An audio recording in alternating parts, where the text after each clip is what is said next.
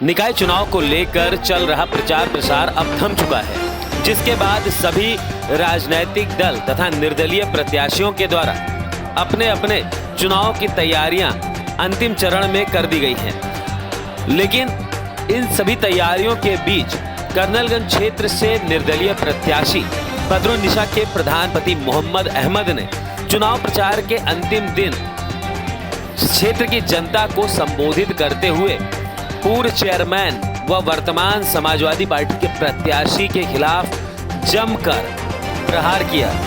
उन्होंने अपने बातचीत के दौरान कहा कि पूर्व चेयरमैन जो पिछले 20 वर्षों से चेयरमैन की कुर्सी पर बैठे हैं, उन्होंने क्षेत्र की जनता के साथ धोखा किया। हिंदू मुस्लिम के नाम पर लोगों को डराया धमकाया। विकास के नाम पर उन्होंने सिर्फ घोटाले और भ्रष्टाचार किए। मोहम्मद अहमद ने कहा कि पूर्व चेयरमैन जो लगातार हिंदू और मुसलमान की बात कर रहे हैं, उन्होंने ही सबसे ज्यादा मुस्लिम समाज को प्रताड़ित किया। यही नहीं, उन्होंने आरोप लगाते हुए कहा कि पिछले 20 वर्षों में मुस्लिम समाज के लिए उनके द्वारा एक भी कार्य नहीं किया गया, लेकिन आज चुनाव के समय वो लगातार हिंदू और मुसलमान के नाम पर वोट मांग रहे हैं। मोहम्मद अहमद ने कहा कि उन्होंने अपने 20 वर्ष के कार्यकाल में सिर्फ लोगों के साथ धोखा किया, उन्हें बेइज्जत किया, जिसको लेकर इस बार जब उनकी नींव हिल गई है तो उनका पूरा परिवार लोगों से माफ़ी मांग रहा है। लेकिन जनता उनके षड्यंत्र को समझ चुकी है और इस बार पूरा समर्थन मोहम्मद अहमद की पत्नी बदरुन्निसा को मिल रहा है, जिसको लेकर उन्होंने अपनी जीत का एक मजबूत दावा भी किया। मोहम्मद अहमद ने आरोप लगाते हुए कहा कि पूर्व चेयरमैन परिसीमन के खिलाफ हाईकोर्ट तक गए। ऐसे में अगर वो जनता से वोट मांग रहे हैं तो जनता को उन्हें तुरंत नकार देना चाहिए और उनके झूठ का पर्दाफाश पूरी तरह से हो चुका है।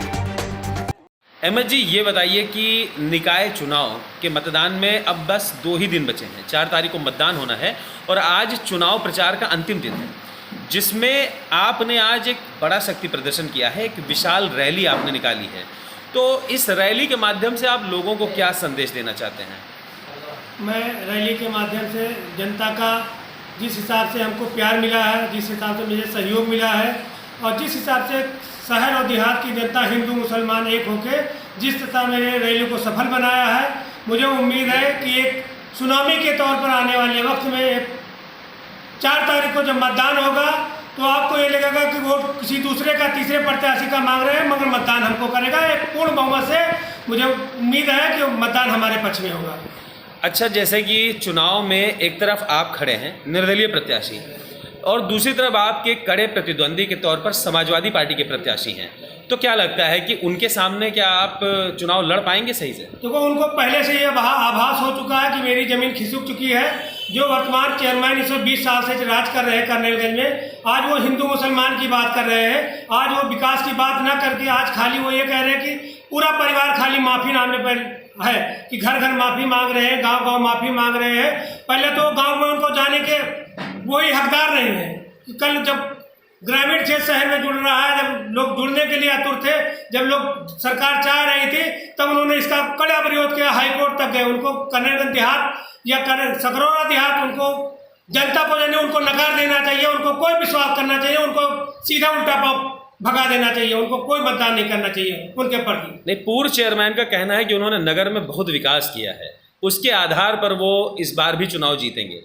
कोई विकास कार्य नहीं किया, खाली जनता को गुमराह किया है, हिंदू मुसलमान को खाली लड़ाने वाला किया है। मैं मुस्लिम भाइयों से पूछना चाहता हूँ कि 20 साल में कोई एक काम बताया जो मुसलमानों के लिए किया है? खाली मुसलमानों को धोखा दिया है, मुसलमानों को बरगलाया गया है, हिंदू मुसलमान के नाम पर डराया गया है। उनके द्वारा खाली डराने से ही लोग उनको जो है अभी तक उनके फंदे बड़े आज जनता जान चुकी है। आज हमारे साथ जिस तरह से जनता ने सहयोग किया है, आने वाले 4 तारीख को जीप वाले निशान पे इतना मतदान होगा कि इनकी सारी जमानत जब्त हो जाएगी। अच्छा अहमद जी, एक सबसे बड़ी बात, चुनाव में एक तरफ भाजपा और सपा की लगातार जनसभाएं हो रही हैं, रैलियां हो रही हैं, लेकिन आपने एक भी जनसभा नहीं की, ऐसा क्यों?